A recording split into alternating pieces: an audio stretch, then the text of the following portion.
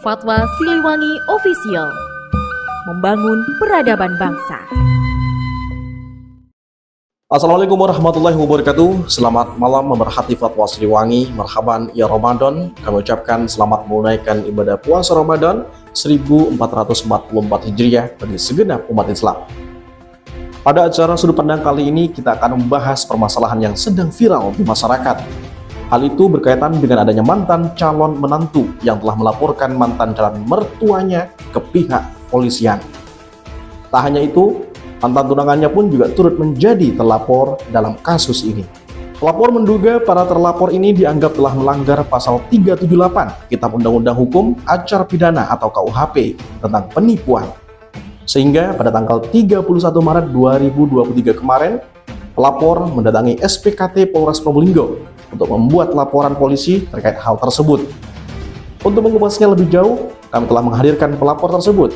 Beliau adalah Muhammad Hasan Basri.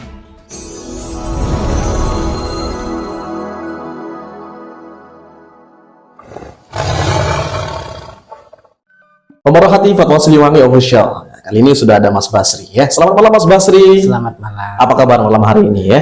Alhamdulillah. Puasanya lancar ya? Alhamdulillah. Oke. Mas Basri, apa nih hal apa yang mendasari Anda sehingga melaporkan mantan calon mertua bahkan calon tunangan Anda ke pihak kepolisian kemarin nih Mas? Sebenarnya apa yang saya alami ini adalah mungkin setiap orang punya masalah masing-masing ya. Tapi ketika kembali kepada diri saya pribadi, apa yang saya alami terkait dengan pertunangan itu, saya menduga adanya tindak pidana yaitu 378, yang dimana di sana saya merasa dirugikan, baik secara material maupun secara imaterial, seperti itu Mas. Kenapa saya katakan seperti itu? Yang pada awalnya adalah di mana saya sudah mengikuti adat istiadat daripada hal yang harus dilakukan oleh selayaknya bagaimana orang-orang itu harus bertunangan, yaitu pada awalnya kita harus bertemu dulu kepada anaknya, orang tuanya. Itu sudah saya lakukan. Saya tidak melepas daripada asas-asas hukum adat itu, norma-norma hukum adat seperti itu. Namun ketika saya jalankan dan ketika saya lakukan hal seperti itu enak sebenarnya. Ada tanggapan baik, ada respon baik, bahkan dari anaknya sendiri menurut orang tuanya ada sikap baik, artinya mau seperti itu. Jujur kepada anaknya saya belum kenal pada waktu itu. Kenapa saya belum kenal? Karena memang saya itu anti pacaran, gitu. Saya anti pacaran. Kemudian saya coba untuk minta kepada teman saya untuk dicarikanlah pasangan, karena secara umur saya sudah cukup untuk menikah. Berarti dijodohkan berarti Mas ya? Bukan dijodohkan. Dalam hukum Islam sendiri kita kan mengenal ta'aruf. Ya. Nah, jadi ta'aruf dalam hukum Islam itu bukan kemudian kita kenalan dengan cewek, kemudian kita pacaran, kemudian kita menikah. Tidak seperti itu dalam pemahaman saya.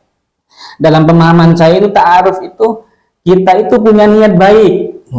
Kita ini umpamanya kita ingin mengenal cewek itu siapa anaknya, di mana rumahnya. Kita datang ke rumahnya, kita sowan baik-baik, ya kita silaturahim, kemudian kita ungkapkan. Dari awal itu tentunya dari pihak seorang wanita akan mengatakan ketika sampean ke sini maksud dan tujuan apa, kita ungkapkan di sana. Maksud kita seperti ini, ingin menghibah ini. Apabila cocok, sama-sama cocok, tentunya kan bisa lanjut. Kalau tidak, ya kita sebagai laki-laki harus siap dong mundur, karena sudah tidak pantas. Artinya apa yang kita harapkan memang baik, tapi belum tentu baik menurut apa yang mereka harapkan, kan seperti itu Mas. Berarti bahkan ada dugaan dari pihak mertua atau calon mertua Mas Basri itu untuk perbuatan yang melawan hukum. Nah kira-kira nih Mas Basri sendiri kan merasa dirugikan secara material dan imaterial. Betul. Mungkin bisa dijelaskan ya lebih spesifik terkait kedua kerugian tersebut. Begini Mas, kenapa saya mengatakan patut untuk diduga seperti itu? Karena secara proses saya sudah mengatakan kepada teman saya dari awal, kalau seandainya saya diterima, saya monggo lanjut, kita tunggu jawabannya. Kalau seandainya tidak diterima, saya akan mundur agar hal itu memang ya bisa cari hal lain lah. Artinya kan kita cowok lah, tidak kesulitan lah untuk mencari. Sudah disiapkan 4 kok sama Tuhan, masna'u sulasa wa ruba, kan seperti itu. Pada proses tersebut saya totalitas, dalam artian ketika orang tuanya mengatakan oke, diterima, tapi melalui teman saya itu. Maklumlah adat istiadat desa kan seperti itu Mas. Kita suruh orang dulu, kemudian jawabannya kita disuruh nunggu seperti itu. Ternyata responnya bagus, ditunggu kedatangan keluarga saya. Sudah keluarga kita utus ke sana, kemudian berbincang-bincang lah. Pada waktu itu si anak ini responnya bagus katanya, kata orang tua itu. Oh bagus, anaknya pantas sudah gitu. Kemudian tanggapan dari sana baik, nggak ngerti di sana saya apa hal itu hanya settingan semata atau bagaimana, saya itu kurang ngerti. Cuman si anak ini diam katanya, pendiam memang katanya seperti itu. Tapi ketika sudah proses itu berjalan 1 bulan, 2 bulan pertunangan, dari jarak orang tua saya meminta anak itu sampai proses balasan pertunangan itu cukup lama Mas, antara 3 bulan sampai 4 bulan. Loh, kenapa ketika sudah selesai pertunangan balasan itu 1 bulan setelahnya kok murah-murah anaknya itu jujur kepada saya? Kurang ngerti apa hal itu settingan atau bagaimana. Jujurnya terkait dengan hal itu, mengatakan, saya punya rekamannya di sana, mengatakan bahwasanya hal itu tidak didasarkan oleh keinginannya, seperti itu. si pihak tunangannya Mas Basri. Ya, si wanita itu. Gitu. Loh, saya katakan di sana, loh, kok seperti ini? Kenapa kamu baru mengatakan setelah proses itu terjadi? Gitu. Bahkan si anak itu menyuruh saya untuk mengatakan sendiri kepada orang tuanya, seperti itu. Makanya kembali ke pertanyaan tadi Mas, kira-kira lebih ke spesifik terkait kerugiannya Mas Basri mungkin dari materialnya sendiri. Disitulah Mas. Dari prosesi itu banyak hal yang saya keluarkan, baik dari secara mental yang pertama, kemudian yang kedua adalah materi khususnya, kan seperti itu. Di sana saya totalitas. Bahkan pada prosesi tersebut anaknya saya minta apa saya kasih, minta ini saya kasih. Aneh Mas. Anehnya kenapa? Kenapa kok tidak, ketika saya kalau memang tidak mau, ya kan, saya kasih ini mau, kasih ini mau. Tapi ketika bertemu itu mengatakan bahwasanya hal itu tidak mau. Ya. Sebentar, saya potong. Jadi ketika sudah budaya atau adat, biasanya kalau orang tunangan itu kan sudah menjadi ranah kewajiban tunangan si pihak pria memberikan itu. Kira-kira Mas Basri? Betul, memang. Karena kalau kita mengacu kepada hukum, kita melihat di sana ada kesepakatan. Artinya kesepakatan itu antara dari pihak saya, kemudian dari pihak si wanita, kan seperti itu dari awal sampai akhir. Tapi dari perjalanan kesepakatan itu, pada endingnya saya tidak menemukan ada itikat baik untuk menikahkan kita. Kenapa seperti itu? Karena saya utus orang tua saya, artinya kalau istilah Maduranya itu ngedek. Ngedek. Nah, karena sebelumnya saya sudah ditawarkan dari pihak sana. Kenapa kalau kok tidak nikah siri? Karena dari awal saya sudah bilang kepada dari pihak sana, saya tidak bisa seperti itu. Jadi Karena harus ada proses dulu ya untuk ke jenjang itu ya. iya, karena harus ada proses perkenalan dulu, kemudian ada proses ya saling ta'aruf lah di sana seperti itu. Cuman yang saya bingungkan ini ketika saya WA anaknya, kemudian saya chat anaknya, dia terkesan menutup diri, seakan-akan tidak mau. Tapi ketika saya konfirmasi kepada orang tuanya, ini alasannya macam-macam, Mas. Jawabannya? Ya macam-macam lah. Oh enggak dong, sebenarnya tidak seperti ini. Gitu. Ini ada unsur-unsur dari pihak-pihak lain yang dari segi magic lah dan semacamnya seperti itu. Maklum lah di desa kan seperti itu, Mas.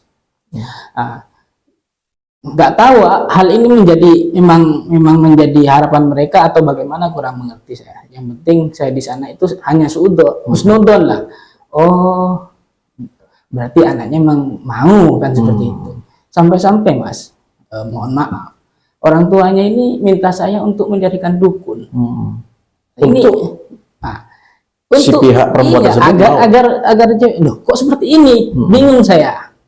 Loh kok seperti ini, kenapa, masalahnya apa? Akhirnya menjadi pertanyaan terus bagi saya seperti itu. Berarti dapat disimpulkan Mas Basri ini merasa ada indikasi penipuan di situ ya? Saya menduga seperti itu. Kenapa? Merasa dipermainkan lah. Karena ketika sudah lama prosesnya, hampir 3 bulan kurang berapa itu mencapai hari raya Idul Adha. Keinginan saya kan untuk menikah pada bulan Idul Adha 2022 kemarin. Iya, 2022 kemarin saya utus orang tua saya. Tapi dari pihak sana itu tidak ada jawaban yang pasti. Tidak ada jawaban. Kemudian kurang respon lah. Artinya sabar katanya, sabar. Oke lah saya sabar. Tapi anehnya Mas, setiap kali ada acara orang tuanya mengundang saya dan tidak sedikit nominal yang saya keluarkan untuk acara tersebut gitu. Bisa disebut mungkin lebih spesifik. Acara pengajian. Gitu. Oh. Kemudian yang kedua adalah acara pernikahan, ya kan. Bahkan yang dulunya si wanita ini dikatakan tidak mau kepada saya lantaran pamannya di akhir kemarin sebelum saya somasi itu mengundang saya dalam pernikahannya. Kan aneh kata saya, loh kok seperti ini? Akhirnya saya minta kuasa hukum saya untuk mensomasi itu. Ya itu Mas. Baik ya pemirsa, pemerhati Fatwa Siliwangi Official, ini sangat menarik sekali ya. Jadi bisa jadi nanti ini akan mengedukasi untuk masyarakat sekitar.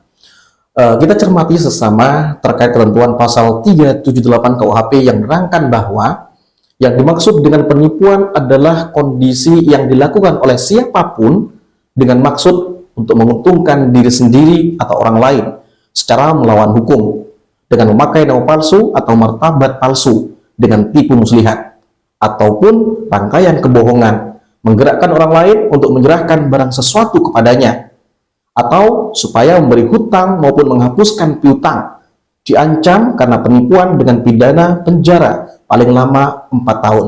Nah, jika diperhatikan dari kasus posisi permasalahan yang Anda alami, apakah memenuhi unsur-unsur dari pasal penipuan tersebut? Ya, kalau kita melihat dasar daripada undang-undangnya, ya saya katakan sangat Mas gitu. Kenapa? Yang pertama ada berapa unsur di mana yang perlu diperhatikan dalam undang-undang tersebut, yaitu yang pertama dengan maksud untuk menguntungkan diri secara melawan hukum.